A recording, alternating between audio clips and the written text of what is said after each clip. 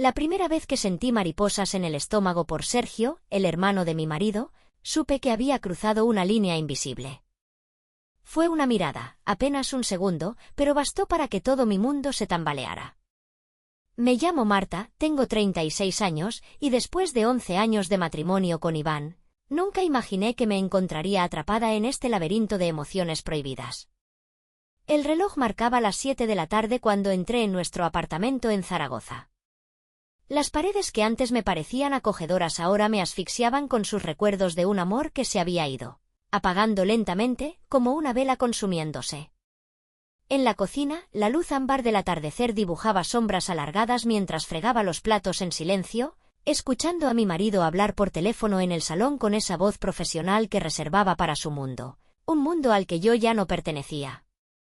Sí, claro, podemos adelantar la reunión para mañana a primera hora, le escuché decir. No hay problema, allí estaré. Suspiré, reconociendo el familiar patrón, otra noche en la que llegaría tarde, otra cena recalentada, otra película que vería sola. 11 años juntos y ahora éramos como dos extraños compartiendo techo, facturas y un apellido. La luz del atardecer entraba por la ventana de la cocina, tiñendo las paredes de un color ámbar cálido. Afuera, Zaragoza comenzaba a enfriarse con la llegada de abril. Observé mi reflejo en la ventana mientras fregaba los platos. Allí estaba yo, Marta Alonso, profesora de lengua y literatura en el Instituto Goya, casada desde hace 11 años con Iván Bermúdez. 11 años. ¿Cómo habían pasado tan rápido? Y más importante aún, ¿cómo habíamos cambiado tanto en ese tiempo? El timbre sonó a las 5 de la tarde del día siguiente. Me arreglé el pelo rápidamente antes de abrir la puerta. Sergio estaba allí, con su característica sonrisa torcida y su aire despreocupado. Llevaba una mochila al hombro y una pequeña maleta. «Cuñada», exclamó, abrazándome con efusividad. «¡Qué alegría verte!». Le devolví el abrazo, notando su colonia fresca y el calor de su cuerpo. Era más alto que Iván, con el pelo castaño un poco más largo y rebelde. Sus ojos, del mismo color miel que los de su hermano, brillaban con una chispa de picardía que Iván había perdido hace tiempo. «Bienvenido, Sergio», dije, separándome. «Pasa, estás en tu casa». «Gracias por acogerme», respondió, entrando al apartamento. «Prometo no ser una molestia». «Y si lo soy, me lo dices y me voy, ¿vale?». Reí, cerrando la puerta. «No te preocupes. La habitación de invitados está lista. Iván llegará tarde hoy, así que somos tú y yo para cenar». «¿Iván trabajando hasta tarde?». «¡Qué sorpresa!», comentó con ironía. «Mi hermano siempre ha sido un adicto al trabajo, pero parece que ahora es peor. Tiene mucha responsabilidad en la empresa», lo defendí automáticamente, aunque en el fondo sabía que Sergio tenía razón. «Sí, claro», dejó su mochila en el suelo. «Pero tú también tienes un trabajo importante. Formar a los jóvenes es una gran responsabilidad». Me sorprendió que recordara a qué me dedicaba. La última vez que nos vimos fue en Navidad, hacía casi 4 meses, durante una cena familiar en casa de mis suegros en Logroño. «Ven, te enseñaré tu habitación», dije, cambiando de tema. «¿Has comido algo?». «Un bocadillo en el AVE, pero muero de hambre», admitió, siguiéndome por el pasillo. «Puedo preparar algo para merendar mientras me cuentas qué ha pasado con tu trabajo». La habitación de invitados era pequeña pero acogedora. Una cama individual, un armario, un escritorio junto a la ventana.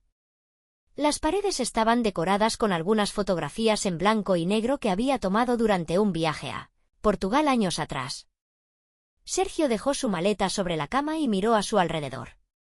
«Es perfecta», dijo, volviéndose hacia mí.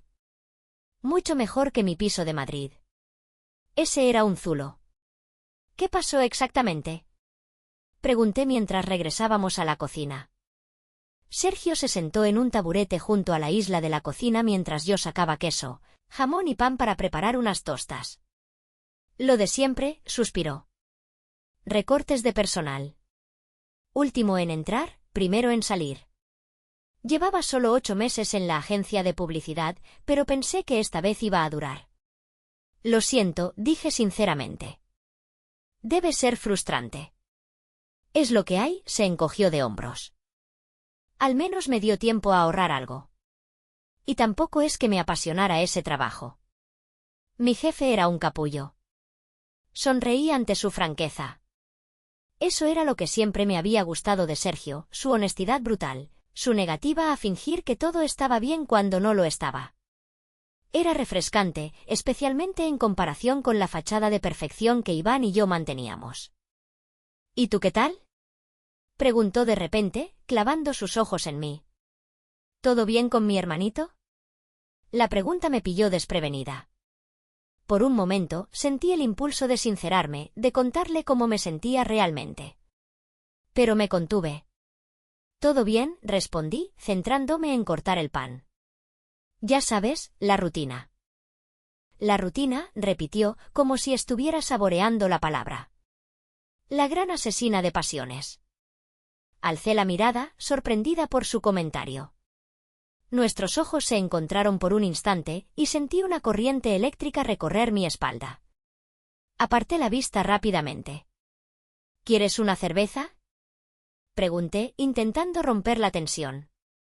«Claro. Pero solo si tú me acompañas». Abrí 2 cervezas y le pasé una. Nuestros dedos se rozaron brevemente. Un contacto casual, insignificante, pero que envió una oleada de calor por todo mi cuerpo. Intenté ignorarlo. Me dije que solo estaba confundida por la falta de atención de Iván, que cualquier muestra de interés masculino me habría afectado igual. Pero en el fondo sabía que no era cierto. Siempre había habido algo especial entre Sergio y yo. Una conexión, una complicidad que nunca mencionábamos. Un camino que nunca habíamos explorado porque estaba prohibido. ¿Recuerdas aquella vez en la boda de Laura, la prima de Iván?, preguntó de repente, sonriendo. Cuando me arrastraste a la pista de baile porque mi hermano estaba demasiado ocupado hablando de negocios con el padrino. ¿Cómo olvidarlo?, reí, recordando aquella noche de verano hace 2 años. Bailas fatal. Eso no es cierto, protestó, fingiendo indignación. Tengo mis propios movimientos. Sí, movimientos que asustarían a cualquier coreógrafo. Ambos reímos, y por un momento me sentí ligera, despreocupada. Hacía tiempo que no me reía así. Iván nunca ha sabido bailar, comentó Sergio, dando un sorbo a su cerveza. Ni siquiera en vuestra boda. Tú intentando lucirte con ese vestido precioso, y él moviéndose como un palo. No fue tan malo, lo defendí, aunque era cierto. Al menos lo intentó. Tú siempre defendiéndolo, murmuró, con un tono diferente en su voz. Incluso cuando no se lo merece. Aquello me incomodó. Una cosa era que yo me quejara de Iván en mi mente, y otra muy distinta que su propio hermano lo criticara delante de mí. Es mi marido, Sergio, dije, con firmeza. ¿Y tu hermano? Lo sé, alzó las manos en señal de rendición. Solo digo que a veces no veo que te trate como mereces. No sabes cómo es nuestra relación. Tienes razón, concedió. Pero sé reconocer cuando alguien no es feliz, Marta. Y tú no lo eres. Sus palabras me golpearon como una bofetada. ¿Tan evidente era mi infelicidad? ¿Tan transparente me había vuelto? No sabes de qué hablas, respondí, sintiendo cómo las lágrimas amenazaban con salir. Estoy perfectamente bien. Sergio no dijo nada. Se limitó a mirarme con esos ojos que parecían ver más allá de mis palabras, más allá de mi fachada. Me sentí desnuda ante él, completamente expuesta. Voy a ducharme, dije finalmente, huyendo de aquella mirada. Sírvete lo que quieras. Estás en tu casa. Me refugié en el baño, abrí el grifo de la ducha y dejé que el agua caliente cayera sobre mi cuerpo. Las lágrimas finalmente brotaron, mezclándose con el agua. Lloré en silencio, como había aprendido a hacer en los últimos meses. Lloré por mi matrimonio moribundo, por la soledad que sentía incluso cuando Iván estaba en casa, por esa sensación constante de que la vida se me escapaba entre los dedos. Y lloré también por esa pequeña chispa que Sergio había encendido en mí. Una chispa peligrosa que amenazaba con convertirse en fuego. Las siguientes semanas fueron una montaña rusa de emociones. Sergio se instaló en nuestras vidas con facilidad, como si siempre hubiera estado allí. Por las mañanas, cuando Iván ya se había marchado, desayunábamos juntos antes de que yo saliera hacia el instituto. Por las tardes, a veces coincidíamos en casa y veíamos alguna serie o simplemente charlábamos. Hablábamos de todo: libros, películas, recuerdos de infancia, sueños, miedos. Me contó sobre sus relaciones fallidas, sobre cómo siempre acababa eligiendo a las mujeres equivocadas. Le hablé de mis frustraciones como profesora, de mis alumnos difíciles y de los que me hacían sentir que valía la pena el esfuerzo. Pero nunca hablábamos de Iván. Era un tema tácitamente prohibido entre nosotros. Como si al mencionarlo rompiéramos ese pequeño mundo que habíamos creado. Un viernes por la tarde, casi 3 semanas después de su llegada, estábamos en el salón. Yo corregía exámenes y Sergio buscaba trabajo en su portátil. Afuera llovía, una de esas lluvias primaverales que limpian el aire y hacen que todo huela a tierra mojada.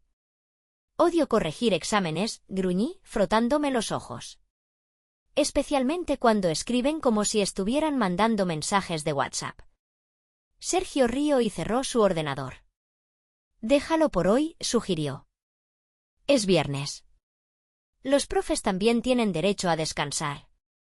Tengo que terminarlos, protesté, aunque sin mucha convicción. Prometí devolverlos el lunes. Tienes todo el fin de semana por delante, insistió, levantándose del sofá. Ven, vamos a tomar algo. Hay un bar nuevo cerca de la Plaza del Pilar que quiero probar. Miré el reloj. Eran las 7 de la tarde. Iván había avisado que llegaría tarde, como casi todos los viernes. No sé, Sergio. Vamos, cuñada, me animó. Una caña, unas tapas y volvemos.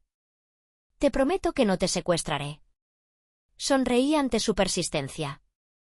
La verdad es que me apetecía salir, despejarme un poco. Está bien, cedí finalmente. Pero solo 1 hora, ¿eh? Tengo que preparar la cena para cuando vuelva Iván. Como desees, hizo una pequeña reverencia que me hizo reír. Ve a arreglarte, te espero aquí. Me puse unos vaqueros, una blusa azul que siempre me había gustado y un poco de maquillaje. No era una cita, me dije a mí misma. Solo 2 cuñados saliendo a tomar algo. Pero aún así, me encontré preocupándome por mi aspecto más de lo habitual. El bar resultó ser un sitio acogedor, con luces tenues y música jazz de fondo.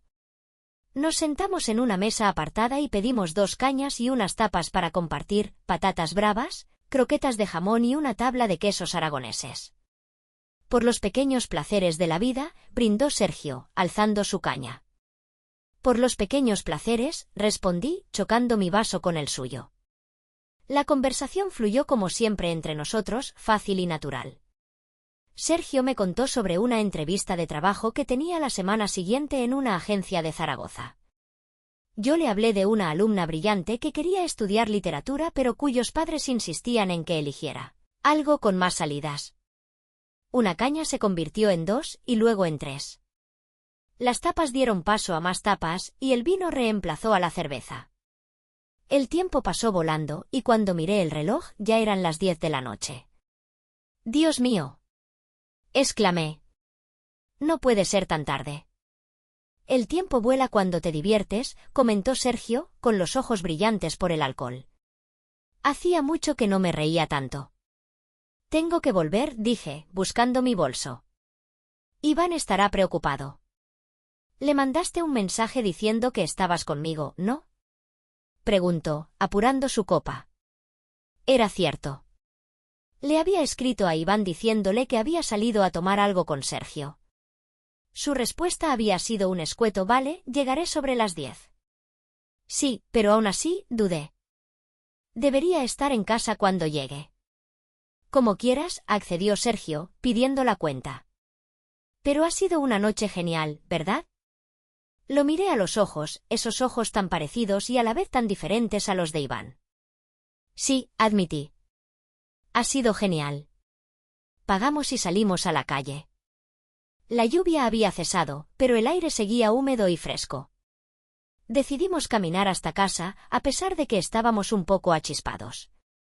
El paseo nos ayudaría a despejar la cabeza. Caminamos en silencio por las calles iluminadas de Zaragoza, nuestros hombros rozándose ocasionalmente. Había una tensión entre nosotros, algo no dicho que flotaba en el aire como electricidad estática.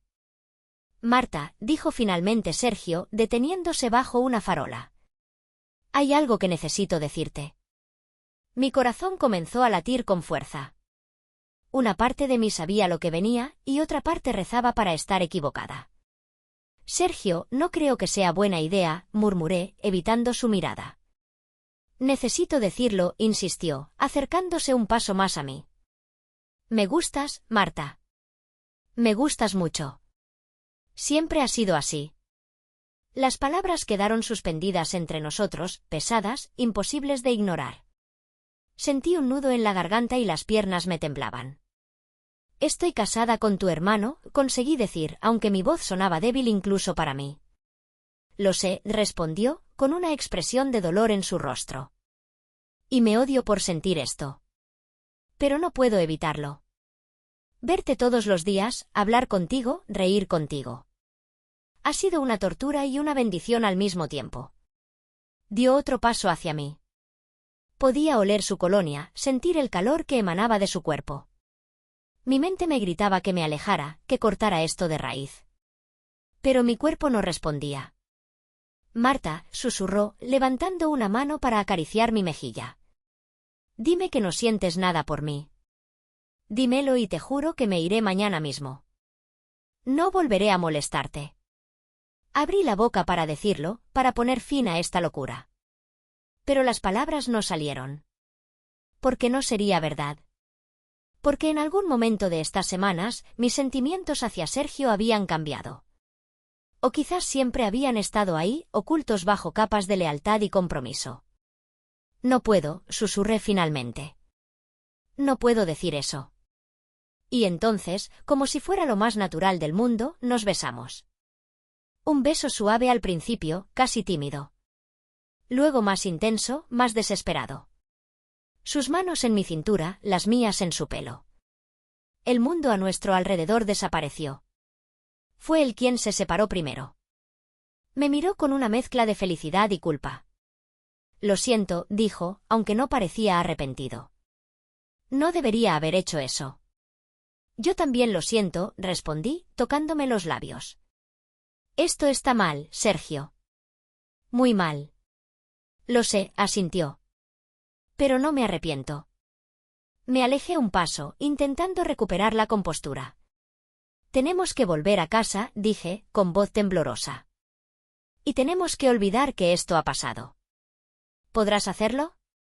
Preguntó. ¿Podrás fingir que no ha pasado nada? No respondí.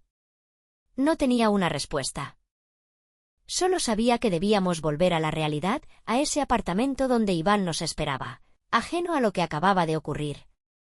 Caminamos en silencio el resto del trayecto, manteniendo una distancia prudencial entre nosotros. Cuando llegamos al portal, Sergio me detuvo suavemente por el brazo.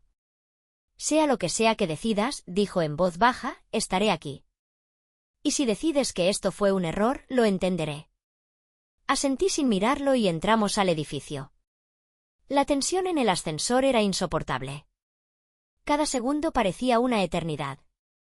Finalmente, las puertas se abrieron en nuestro piso. Iván estaba en el salón, viendo la televisión con una cerveza en la mano. Se levantó al vernos entrar. Hola, saludó, dándome un beso fugaz en los labios que me hizo sentir como la peor persona del mundo. ¿Lo habéis pasado bien? Genial, respondió Sergio, con una naturalidad que me sorprendió. Tu mujer conoce los mejores sitios de tapas de Zaragoza. Es toda una experta, sonrió Iván, sin notar nada raro. Estoy agotado. Me voy a la cama. ¿Vienes? Me preguntó. En un momento, respondí, incapaz de mirarlo a los ojos. Voy a tomar un vaso de agua. Iván asintió y se dirigió al dormitorio. Sergio y yo nos quedamos solos en el salón, la tensión entre nosotros palpable. Buenas noches, Marta, dijo finalmente, con una mirada que decía mucho más que sus palabras. Buenas noches, Sergio, respondí, sintiendo un nudo en la garganta. Me quedé sola en la cocina, bebiendo agua lentamente, intentando procesar lo que acababa de ocurrir. ¿Qué había hecho? ¿En qué momento había permitido que las cosas llegaran tan lejos? Pero lo peor no era el remordimiento. Lo peor era que, bajo toda esa culpa, había una pequeña parte de mí que se sentía viva por primera vez en mucho tiempo. Una parte que quería más. Los días siguientes fueron una tortura. Intenté evitar a Sergio, pero viviendo bajo el mismo techo, era imposible. Cada mirada, cada roce accidental, cada palabra, todo estaba cargado de un significado oculto que solo nosotros entendíamos. Iván, absorto en su trabajo como siempre, no notaba nada. O quizás no quería notarlo. En cualquier caso, seguía con su rutina como si nada hubiera cambiado, mientras yo me consumía por dentro. Una tarde, una semana después del beso, estaba sola en casa corrigiendo exámenes cuando sonó mi móvil. Era un mensaje de Sergio. Necesitamos hablar. Café Levante en 30 minutos. Por favor. Debería haber dicho que no. Debería haberle recordado que lo que había pasado había sido un error, que teníamos que olvidarlo. Pero en lugar de eso, me encontré respondiendo. Allí estaré. El Café Levante estaba lo suficientemente lejos de casa como para asegurarnos de no encontrarnos con nadie conocido. Elegí una mesa al fondo, lejos de las ventanas. Sergio llegó 5 minutos después. Gracias por venir, dijo, sentándose frente a mí. ¿De qué querías hablar? Pregunté, aunque lo sabía perfectamente. De nosotros, respondió sin rodeos. De lo que pasó. De lo que sientes. No hay un nosotros, Sergio, repliqué, aunque sin convicción. Fue un error. Un momento de debilidad. ¿De verdad lo crees? Me miró fijamente. ¿De verdad crees que fue solo eso? No respondí. No podía mentirle, pero tampoco podía admitir la verdad. He conseguido trabajo, dijo de repente. En Bilbao. Una agencia pequeña, pero con proyectos interesantes. Sentí como si me hubieran echado un jarro de agua fría.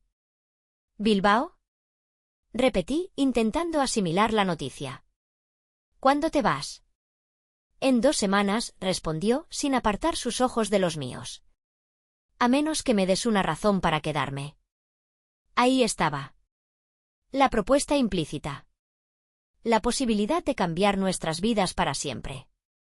No puedo darte esa razón, Sergio, dije finalmente, sintiendo cómo se me quebraba la voz. Tengo una vida aquí. Un matrimonio. No puedo tirar todo por la borda por lo que sea que hay entre nosotros. ¿Aunque ese matrimonio te esté matando por dentro? Preguntó con amargura.